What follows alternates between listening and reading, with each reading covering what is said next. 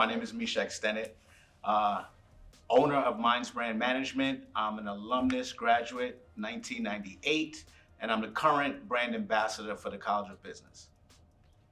How you doing? My name is Nasai Oliver. I'm a junior, major in finance and banking, and I currently serve as the president of the God Brothers here on campus. My name is Norman Oliver, graduate 1985. I'm the owner and president of 3 different businesses, a nonprofit, for-profit, and rock-solid construction. Hello everyone, my name is David Hawkins, a financial economics major, and I currently serve as the SGA president for the 2022-2023 academic year, and I'm on track to graduate in May of 2023.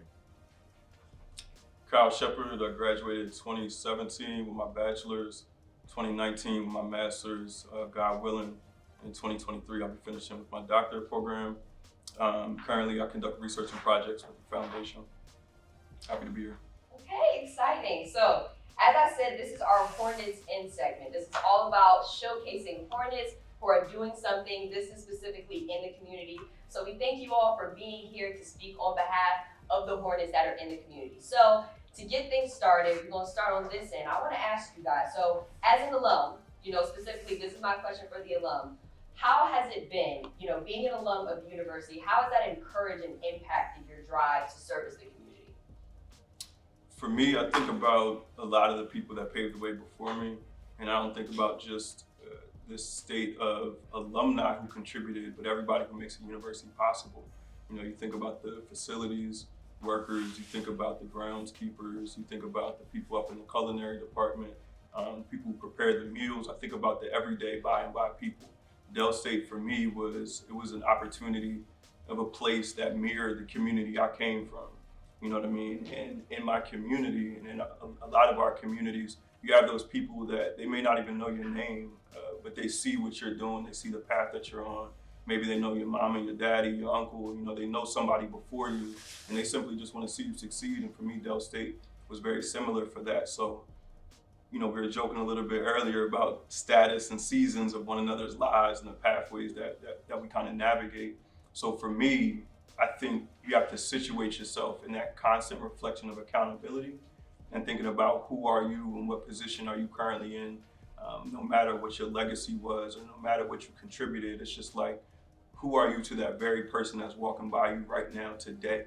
That person that may not be at a university, that person that may be a little lost, because I know what my journey was before coming to Dell State, while at Dell State, and I can imagine it's still going to be a bit of a journey even when I leave. So as an alum, I think it's just, it's imperative that you find yourself accountable to the communities that you serve, that you uphold, and remind yourself that that's a lifelong project. You're not always going to get it right, but you got to be dedicated to that. That service really means something. It's beyond a slogan. Absolutely, Dave. Yeah, for me, especially being the SGA president, I feel as though serving the community is like a duty, a lifelong duty, just like Kyle Shepard was saying. During my journey at undergrad, there was always people that was in positions that I saw myself wanting to be in, that always pushed me to my greatest living, always inspired me to be the person that I am today, and I wouldn't be here if it wasn't for those people. Now that I'm matriculated into the position, I feel as though it's only imperative that I'll also give people the same opportunity that I was given. Having that sense of community and really just uplifting everybody around me, and like Kyle was kind of touch upon, leaving a legacy. How can you impact that brother that's next to you? How can you impact the sisters that's around you, So I feel as though just constantly serving the youth is something that's very important because they are the future. All right, well, I could piggyback on what both of you guys said. My aunt and uncle went here, and my older brother, and I was one of the guys who wasn't supposed to come here. And then when I got here, I cried, and I was like the freshman class president, president of men's council, president of student government, but I always gave back. I was a member of Big Brothers Big Sisters. I got awarded like Boscale's Man of the Year. And I think that it was one of the best learning experiences, right? Because it was a small community. And while I was a student here, my freshman year, I started a turkey drive where I was feeding the homeless and families. You know how big that was, Michelle. And one year, the last 10 years, we were feeding 6,000 people up and down the states. And I saw something on ESPN where LeBron James and Carmelo Anthony has fed 500 people for Thanksgiving. We did 6,000.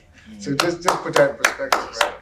And we started one of the biggest summer basketball leagues in the country called Storming's Classic, because Hope you Stormy Norman. Did that for a minute. Oh, you play my league? Yeah, for a year or two. Now you tell your age. Yeah, but so, And my height, 'cause it didn't work out for me. but that's what I'm saying. It's a community, Uh-huh.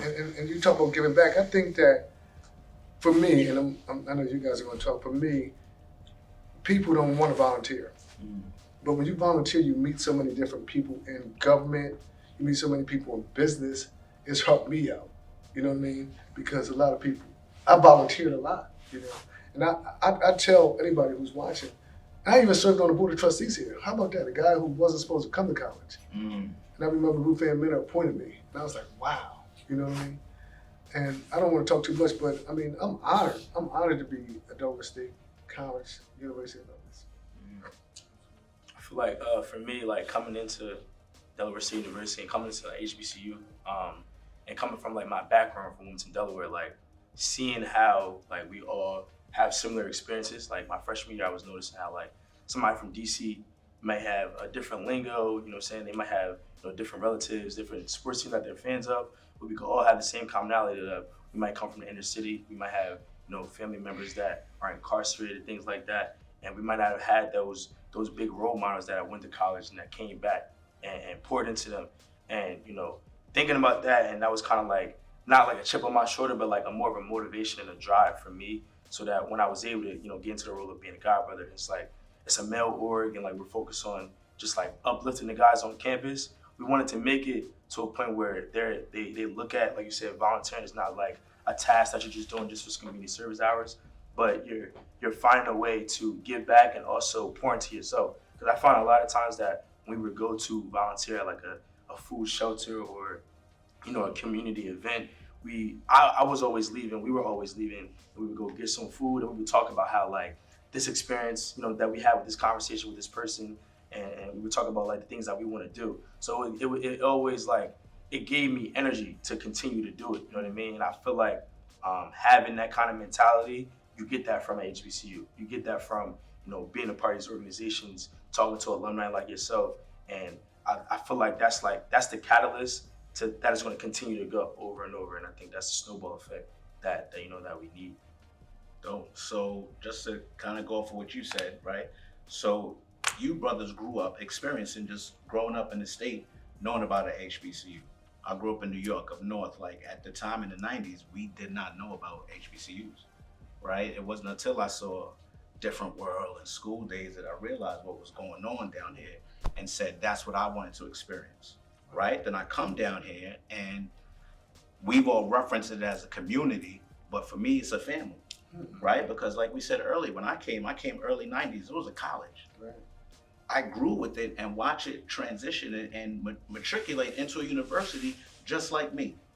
So a lot of the brothers and sisters that's here, I look at as my family, right? So then just to keep it going, then once I realized how much it's done for me, I said, I need to make sure that people who are from similar backgrounds, single parent households, Right. inner cities. Right. I need to make sure at minimum, even if they don't choose it, at least they see it.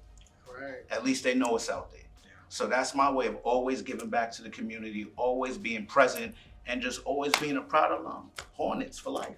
You know, it's funny you say that, and I was going to ask you guys, right? Because we were talking about the buildings, and I feel like we're old now, right? Because Dr. Mashu was the president when I was here. It was like his last years, and he was really instrumental in my life. And, you know, we knew Price and some of these other guys, Widener and all of them, right? And I was gonna ask you guys, do you feel like you could go and talk to administrators? Like, I felt like I could do that. Like you were saying about the college. Do you guys feel like you got that kind of, I don't know if we could put this on camera, but I ask questions. You feel like you could just talk to folks like that? Because we could talk to our you know, Whoever, our yeah. teachers or whatever you want to call them, you know, administrators. I say yes, absolutely. And what really broke the ice for me was my freshman year, and I'll never forget it. Ebony Tire Fair. That was my first time really getting in contact with alumni, first one being Kevin Wright, and then being Dr. Tony Allen. And once I really started to get to know these people for who they are, that kind of really got my foot in the door, wanted to just talk to anybody.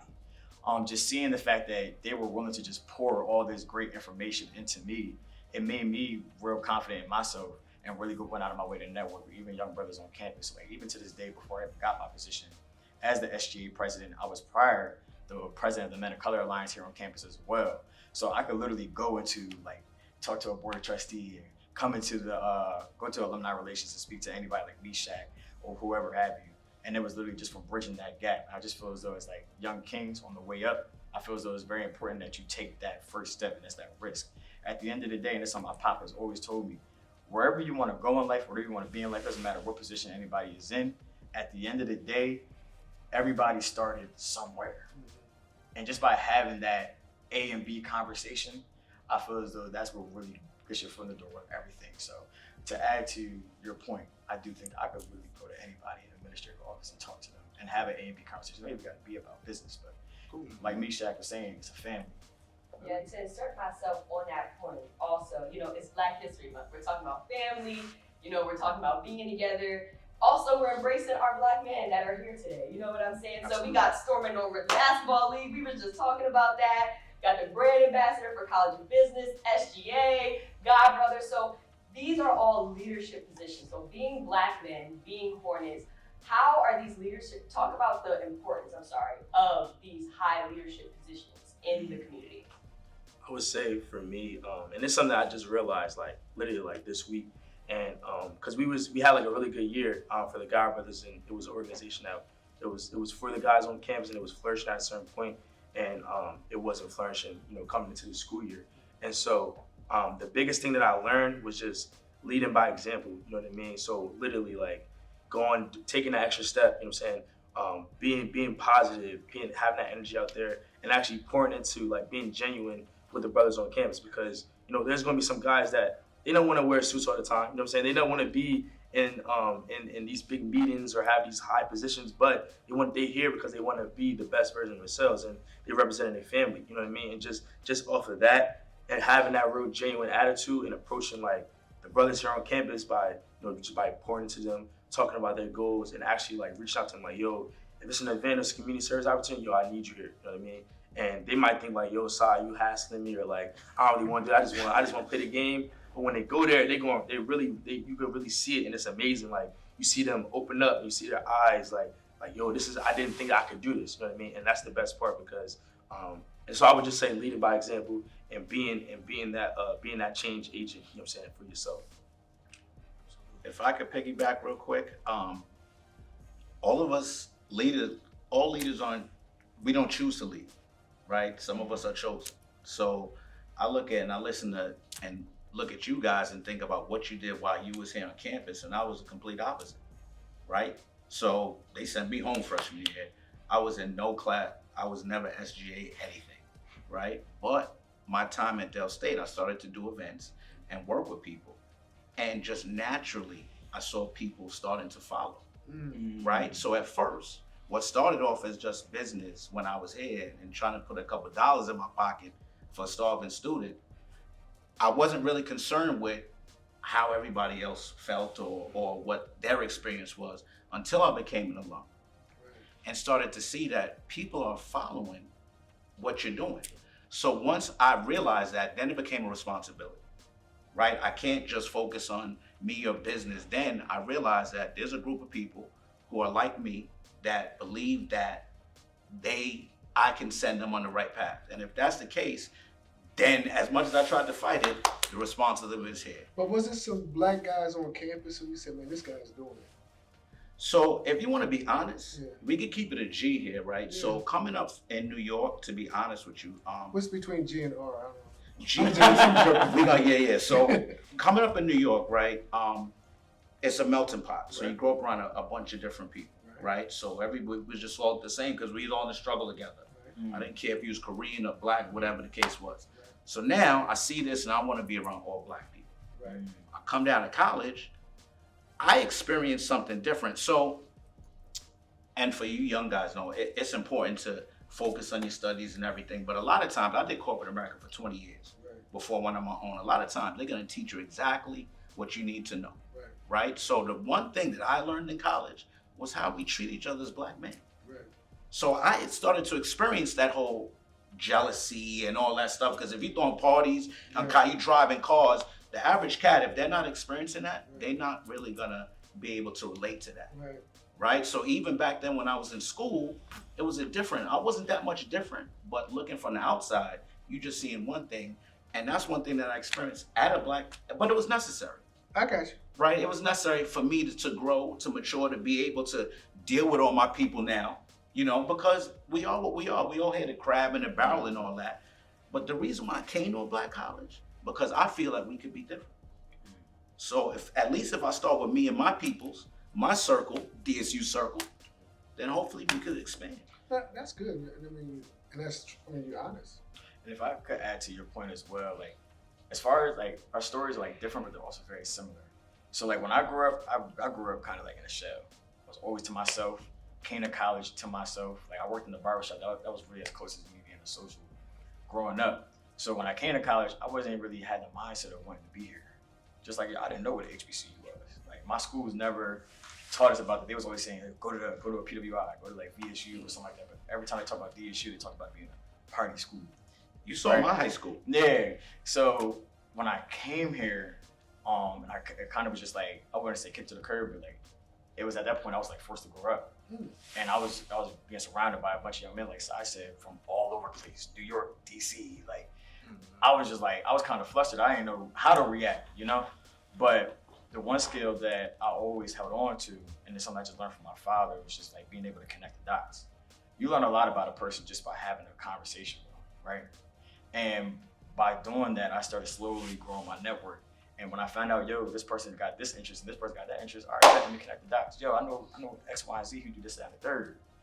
And then over time, like that kind of helped me really get into like student leadership. And I feel like that's what really helped me today. Because at the end of the day, like I was saying, being genuine and really just looking out for everybody. Because everybody on this campus got potential. Like my biggest push for me was like, I really wanted brothers on this campus to understand that like if Dave can do it, anybody can do it. Because when I came here, I'm the first person to go to college in my family.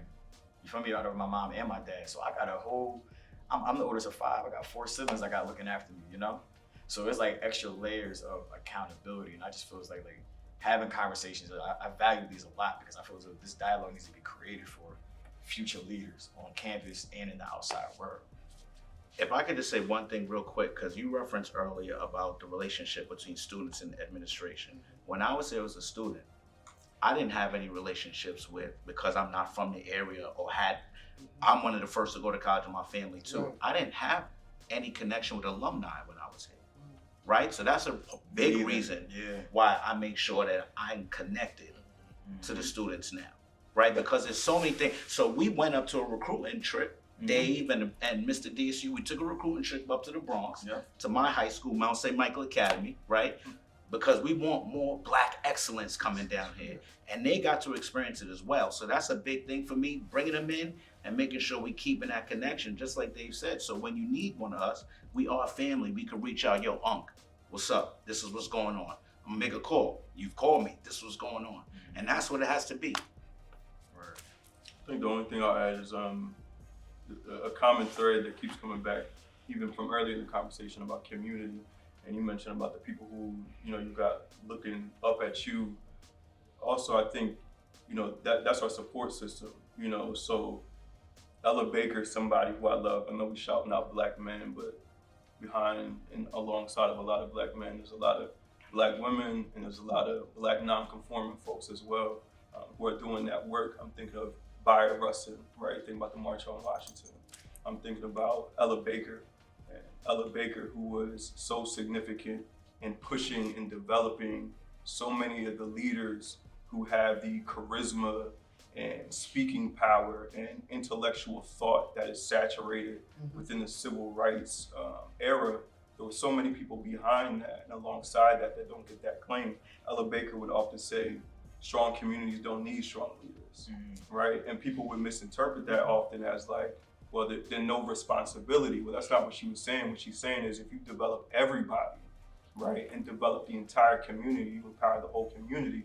When a full community's resources are met, Black Panther Party, right, one of their immediate primary needs was simply on providing free breakfast, and then got the whole United States government to get behind that.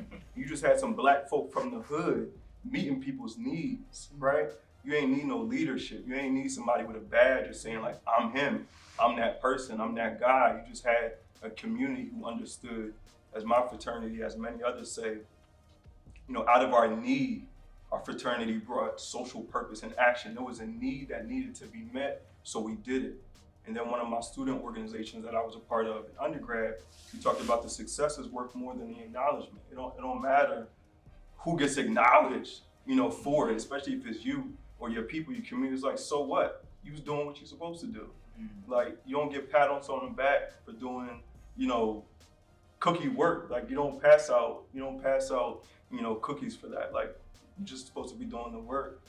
So I think about that a lot. I think about just meeting the needs of the people, meeting the needs of the community. When you develop a whole people, you know, I revert back to a lot of, like I said, Ella Baker, like strong communities, they don't need strong leaders. But that does not absolve us of responsibility when you do get pushed into that role or you do assume that title. There is a lot of weight with that. You just got to carry it out and look after the people after you, like was already said, but understand, you know, everybody's religion and spirituality may not be the same, but when you read, when you learn, when you talk to your ancestors, you talk to your elders, you realize you ain't the first person who did it, right? James Baldwin, a lot of writers say, you think your heartbreak, you think your story is the only one, you're the only one that experienced something. Then read about it, learn about it, go seek the history, go seek what happened on your campus or in your community before you think you had some idea that you was the first one doing it. Probably wasn't. People been meeting people's needs for a long time before you. You simply another building block and brick upon that mortar of what we're trying to build. You know, it's interesting what you two was talking about, you know, coming from out of state. And I was in state, right? And like I said, my aunt and uncle went here, you feel me? And I wasn't supposed to come to school. I didn't even have a GPA, I don't know what it was, but they knew Dr. LeComte. So he was the finance director. They knew Jethro Williams, right? And so they let me in as a rich student. They just let me in. And I became freshman class president. And then I met some seniors because they knew your Uncle Rob. He was a fraternity, he was a Kappa, my brother was. And so these guys kind of took me under their wings. So that's why I'm enjoying this dialogue because my experience was different, but almost the same. And my thing, I was like, man, I'm only gonna be here for a semester anyway. I'm going to the service. Like I'm out of here, you know. And then, but it was like a village, like you were saying. And people just kept taking me under their wings, and I started getting confidence that I didn't have. And let me add something, y'all, because the previous is ironic now. Maybe my first college was a PWI. I went to Wesley, and I went to college because I thought that's just what you're supposed to do, right? My mom was an educator. Right. My brother went to Howard, and I went to a Votech high school. So for those who don't know, you just studying a vocation, you studying a trade, right? So the reason I got interested in college was because in high school, because of the stuff that I was doing, I kept getting sent to the guidance in the disciplinarian office. It's a true story. And then when I looked in the office, I see this degree on the wall, it's a psychology degree, and I'm looking at the guy talking to me. I'm like, what does that degree mean? Like, what do you do? How'd you get that degree? And he was like, well, it afforded me the opportunity, long story short, to do what I'm doing now. Like, I want to know, like, what's going on with you? Like, why do you keep ending up in my office? And I was like, I want to do what you doing. Like, I want to be able to be that intermediary. He interceded in a way that changed my trajectory. I ended up going to Wesley my freshman year only because I'm thinking that's what I'm supposed to do. I failed out, right? My first freshman semester didn't meet my grades. They said, you got to pick it up or you're going to lose your scholarship. I lost it. I failed out my first college. My next college, another school, another PWI in Delaware. Because of what I was still doing around the way in the community, some of my boys who was up there, I take accountability for that. An altercation at a situation at that university, I got kicked out, right? One time I got this email, they said, you got 24 hours to take your stuff off campus. And who do I call in that moment? You're talking about people that depend on you. Who do I call? I call my God, but I know who to call, right? So though I'm in this doctorate journey now, this title now, where like it's assumed that, you know, once I got to Del State, I just had things figured out, things were just clicking. No, the person who even got me back to Del State, when I failed out of one school, got kicked out of the next school, I was like, I'm not going back to school. I was working at Amazon, enlisted in the Air Force, right? It was a homie from around the way, an OG, right? And I ain't gonna say the whole story or everything that what was going on then, but he said, man, listen, like, you need to go back to school. Like you got something different going on. Like you need to go back to school. I'm paraphrasing and using much nicer words than he used for me, right? And that was somebody who didn't have no leadership role. He ain't have no title, but he had a lot of work, a lot of clout, and I had a lot of respect behind what he did for the kids and for the people at Gander, at Howard Young, for the kids at the youth juvenile detention center, stuff that would not be in the news, was not in the media, but I saw what he did behind the scenes. So I appreciated, and respected the fact that he encouraged me to get back. And he's the reason why, along with many other people, but he's the reason why I really, really returned back to school, and I'm still there now for 9-10 years up in that Dell State, throughout these degrees. But a person is a person because of other people, We made up of other people before us, that's all. And I'm similar too, so like, man, just to correct you earlier, so I do get in-state, I'm an Inspired Scholar. So I went to a Vortex school, went to Hudson. And what really got me like to lock in with Delaware State University was just because I wanted to be able to take advantage of the opportunities that my mom and my dad didn't get the opportunity to have, especially getting the blessing to go to Delaware State University for free. So really, I originally came with the mindset like at Hudson, they didn't give me the trade that I wanted.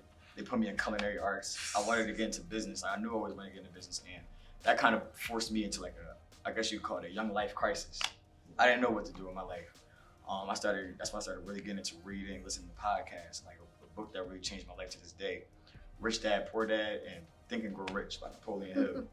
So when I went and Delaware State University came to my school, I was like, college is cool, but like it's not going to teach me how to be my own boss. Like college is going to teach me how to be another worker because that's the mindset that I had from going to a trade school. That's the system. But the knowledge that I had developed from school, I was like, I'm gonna self-educate myself outside of the traditional ways. There's one quote that sticks to me to this day: "Your network is your net worth." So that's the mindset that I came in with in college. I'm like, at the end of the day, when I get in here, I'm gonna do this my way. I'm gonna figure out who's the deans of the departments. I'm gonna figure out who the bosses were and things of that nature. And I feel like that's what really helped pushed me throughout these 4 years of college because it wasn't easy. I couldn't call, like you said, like when it came to those moments where I had my lowest lows in college and my highest highs, right? I couldn't necessarily call my mom, my dad. Like I could, but they could only understand to a certain extent, right? And it would put me in some really different like predicaments in which like I had to really it forced me to rely on myself. And I learned a lot of different things about myself in which like I couldn't really, like if I couldn't talk to my own parents, who could I talk to? Yeah. And we're talking about, you guys touched a lot on paving a way, others paving a way for you, you paving a way for yourself. So let's talk about, we're talking about the community, we're talking about involvement. What's been your greatest accomplishment that you feel like, wow, I've made an impact in my community? I'll let you all go around and tell your stories. You can start with I'm Mr. God, brother, right? I would say my biggest thing that I probably felt like I've done in the community was, I would say it wasn't at Delaware State, not yet. You know what I mean? I feel like I'm still on my journey. I feel like I've done a lot of community service here, but something I really like was like the spark that started everything for me was when I was 12 years old. I started. My mom had lost her job that summer, like coming into that summer, and so I was a sneakerhead at the time. Like I wanted all the sneakers. And she would be always the person I would go to get those sneakers. And so my great-great-grandmother had a lemonade recipe, and I learned it, tweaked it, and I just went in the corner in my neighborhood over North Side, and I started selling lemonade on that corner. And long story short, I set up an Instagram page. It kind of got popping in the community, had like a news journal article and everything like that. But that right there, it was something that really changed the way I looked out on how I could be a part of my community and I could be something different. You know what I'm saying? I had a lot of friends that are not here to this day because of the things they did in the streets and things like that, and a lot of friends that might not have made it to college. But that thing right there, they were always the ones that are still in the community to this day. They will always bring that up. It's like, yo, you was Mr. Lemonade, like you did X, Y, and Z. And then I'm just thinking it was just like a way for me to get some money. You know what I mean? And put some money in my pocket, but it ended up being like a way for me to be in rooms and learn how to talk to, grown men. I'm only like 12 years old. I'm doing pitch competitions and things like that. And that right there was really, I think that really like actually changed my life. You know what I mean? Like I come from a single parent household, and in Wilmington, it's not too many opportunities. You know what I mean? And that actually was another thing that got me to my high school. It was a all boys high school, and it was tuition at the time. And actually, I was able to go there because they heard about my story and they heard about how I was able to give back, for breast cancer awareness and things like that. And I just feel like that just ties back to the point we was talking about earlier by taking that risk, you know what I'm saying? Being that change agent in your community and kind of just sticking out on the limit, doing what you got to do. You know what I mean? Like, you never know what happens if you don't do if you don't do that thing that's in your heart. So I feel like that was the biggest thing that helped me get to this point. I mean, it was my college essay, so. That's crazy. I'm sitting you right there. I remember that when he was back then. Oh, excuse me. Yeah. Mr. Lemonade at 12. Yeah, like you don't, and especially when that was happening, this whole black entrepreneurship thing, not for the real G's out here. It's not new to them, but for the community as a whole, it's new. So I remember back then seeing a young brother doing this, and it made me proud. You know what I'm saying? Inspired me more even.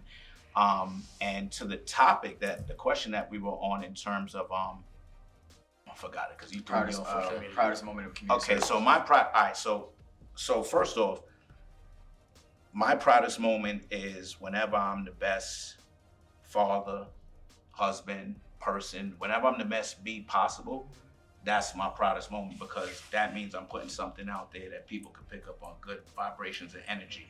In terms of impact as a whole, I would say the most impactful, and if we're going to talk about Del State specifically, would be me helping to strengthen the brand of DSU alumni, right? So when I first graduated, right, 98 and all that, it was just, I graduated from Del State, right? Because when we looked at all these other universities, they was having all the big homecomings and all of this stuff going on, and we was kind of, the small spot. And that's when I realized, look, we need to kind of step our game up, started doing homecoming, started doing all of these alumni events, and then the energy shifted from, I graduated from Del State to, I'm a Del State alumni, right? Because now they had a brand, they had something to stick with. Now we started showing them. It's when social media started. Look, all these people is Hornets. That's out here doing things. Badge of honor. Football players, NFL, and these actors and all that, they went to Del State with us. Right? So once they saw that, it gave them something that they was proud to belong to. And then it was like, we DSU alumni. So I think that would be one of my biggest impacts. I guess for me, my freshman year, when I went home that summer, started a basketball league. It was 54 young black guys at Southbridge. And we started in Barbara Hicks Park. And by the time we ended, it was one of the biggest leagues around the country. We even played a team from Japan. I mean, it was like that. Sonny Vaccaro, they're doing a movie about him because he signed Michael Jordan when he was at Nike. And he's now one of my best friends. And I'm looking at Ben Affleck and Matt Damon playing Sonny Vaccaro in a movie's called Nike, or Air, I forget what it's called. It's coming on HBO, It's coming up, yeah. And so he and I were talking the other night, and he was just saying, you're one of the few guys who started back then who I'm still connected with. So I think that would be one of my biggest, from 54 people in Southbridge to 2,000 players up and down the state, AJ English, LeBron Prophet, Elena Deladine. Yes. All of them played in the league, and guys from Philadelphia, guys from DC. I mean, Joe Forte and all those guys. I mean, we were playing New York Gauchos and I already know about that. I mean, it was it became, and anywhere I go, they know me as Stormin, Yeah. We just created our own Hall of Fame. So I guess that being able to touch those many lives. Like Stan Waterman's nephew, Tyson Waterman, called me when I was coming here. He's coaching at Wichita State, and they're playing Temple tomorrow. He said, Storm, I want to leave some tickets for you. So we left some kind of impact, and that goes on with me with guys around the country. Dave Henderson with Cleveland Cavaliers. I could go on and on. So that would be one of my biggest. If I could just, this proud moment I got to mention, because you mentioned NBA and last Thursday, I got to interview Mahmoud Abdul-Rauf. Oh, yeah. Right?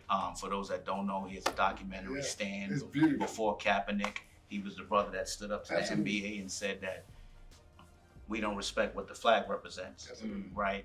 And I got to interview him last week, and just to have that him come to Wilmington. That's We had right. at the public library. For me, that was just a personal. Now that we Absolutely. talking about all that stuff, I have to give that a shout No, out. but because that was should big. that should be inspiring to you because what he stood for. Because he and I were talking in Atlanta, and I mean, he's got. I think you were talking about this too, man. People who transcended, Correct. you know, and he was one of those kind of people. He was, and even you guys talked about. I didn't grow up with a father in my house. That's the dude I had on my wall, Chris Jackson. You understand what I'm saying? Chris Jackson, you really tell your age. Really telling my age. That's why I was looking up on my wall, but that's what you do when you don't have those role models in the house and all that. So to come and now see that he's had this much of an impact and to even be able to just have the conversation was super dope. So For me, I wanted to add a little twist to it. It's kind of a combination of both what Meshach was saying and Kyle Shepard was saying about leadership, and really just that sense of being a servant first, being selfless. That's you right. know, being the MOCA president was like my first big step into student leadership for me. I was my sophomore year, and I've been shadowing behind the former board for literally a year at that time period as a freshman. So all of them are graduates, and they literally just dropped the ball and was like, "Yo, we want you to be the next president." And at that time period, and I think it was Kyle that had said it. No, it might have been Meshach, but I didn't know if I could be a leader. It was just something that I was called to do, right? And MOCA at the time period, they only accepted probably like 10 to 15 people, and you had to have the highest of highs GPAs and a whole bunch of extracurriculars. But when I got in there, I was like, you know what, I'm gonna switch it up. That same year, I brought in 70 brothers into the Men of Color Alliance, right? Started really training them, teaching them life skills, how to tie a tie, how to put on a suit, how to be an upstanding man of value at Delaware State University. And then as I went on for the next 2 years, doing a whole bunch of different community service and things of that nature, I'm proud to say, like when I matriculated into SGA, every brother that ran that year, whether it be for Mr. or an SGA position, whether they won or lost, were all part of the Men of Color Alliance that year, right?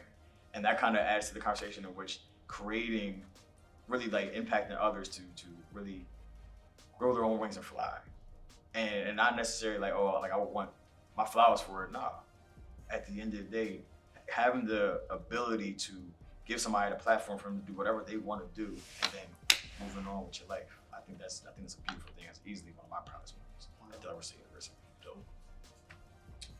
I think I'm proud of a lot of things from undergrad to current as a grad student finishing up my year. I'm proud of a lot of different things, but my biggest accomplishment, I don't think I've hit it yet, you know? And I think it's more important for me to name that. So I think it would be a simple process for me to think about something that I can look back on in terms of the brother sitting across from me got a scholarship that was a byproduct of an idea through the Urban League, who in the past, our current university president, was one of the founders of here in Wilmington, Delaware. And prior to being a part of that Urban League, it was just an idea that I had called the Graduation Give Back as an undergrad and graduate student, under this idea that even when you move on and even when you move through or transcend, there's still so many people and so many things after you, right? I didn't mention some of my involvements of student government and student leadership, but some do know my involvement with MOCA. So to hear you talk about these things now, I mean, that makes me happy. You know, it's nice. You know, it's decent. I played in this brother's league, you know, as a youngin', and I know people who make it their duty to always show up for his statewide, might as well be regional-wide community service efforts that you do. Even though I don't see this brother, talk to this brother daily, but the impact of your work, you know, meets those in my life. Same as you, brother. The amount of people that I know that attended that event in the Wilmington Public Library and all the work that they do there, that's meaningful. And I think that's phenomenal. For me, a greatest impact, I haven't hit it yet. I still got breath in my lungs, you know? I still got breath in my lungs, which means I still got something to do while I'm on this planet. And I haven't hit that yet. So there's gonna be needs, going back to that word, needs of communities, right? The needs of this campus that they're evolving. Some of us, you know, talking about entrepreneurial, we got jobs, we materially resourced, we got our degrees. For the vast majority of the populations that we come from, that's not their livelihood. That is not their circumstances. So I still got breath in my lungs. It means I still got something to do. So there is no wall, and there's a level of accessibility and touch point where somebody can either earn a degree, they can engage in the service, engage in the work, or that this institution, this hub, right, this land-grant university, it can think about the people who toil and work the lands outside of these walls and think about what is this responsibility to those people that may never set foot on this campus.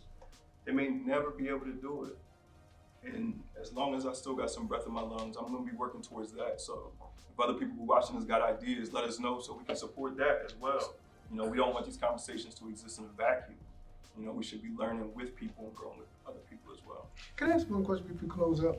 And I think it's for black women and black men, especially I know I'm just saying at Delaware State. I can't speak for any other campus.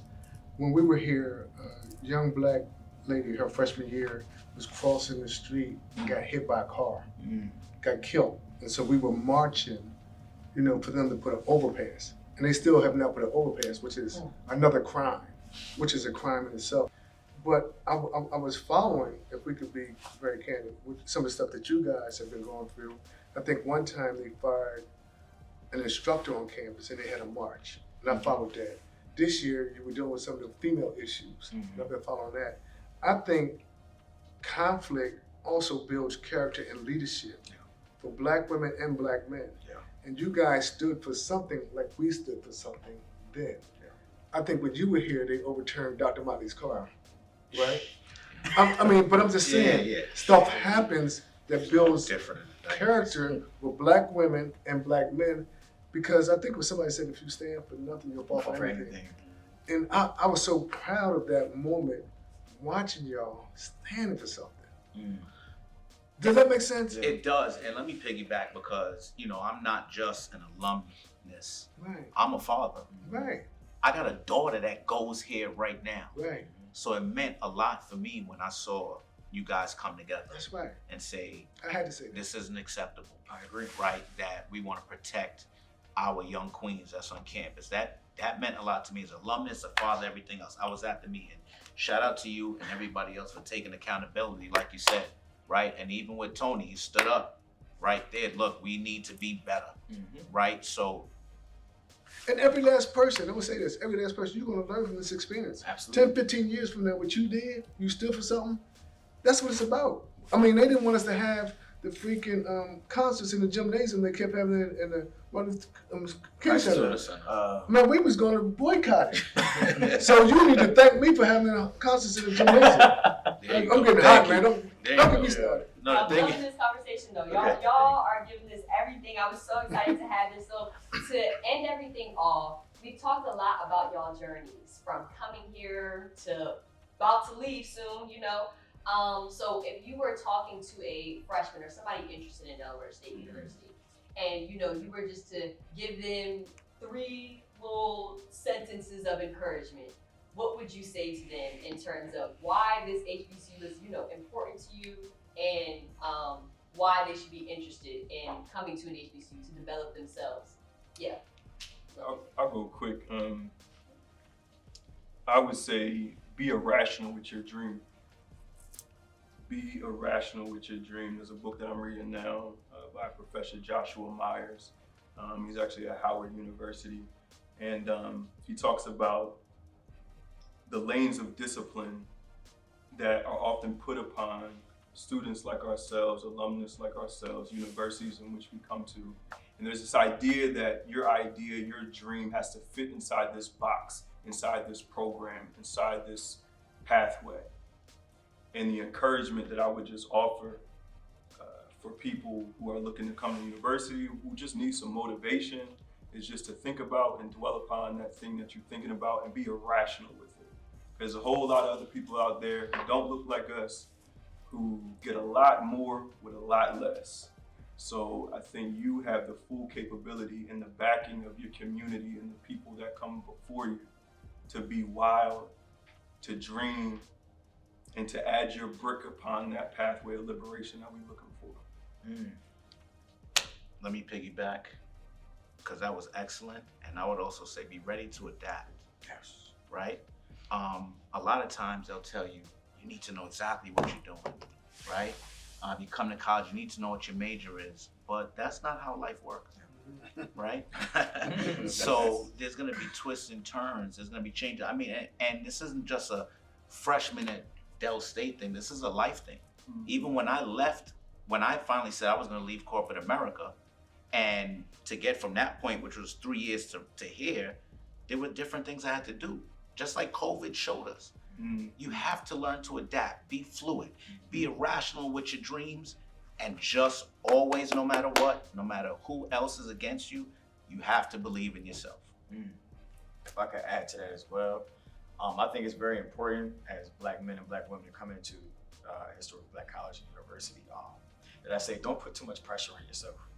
You don't have to know everything as soon as you walk on campus, you know?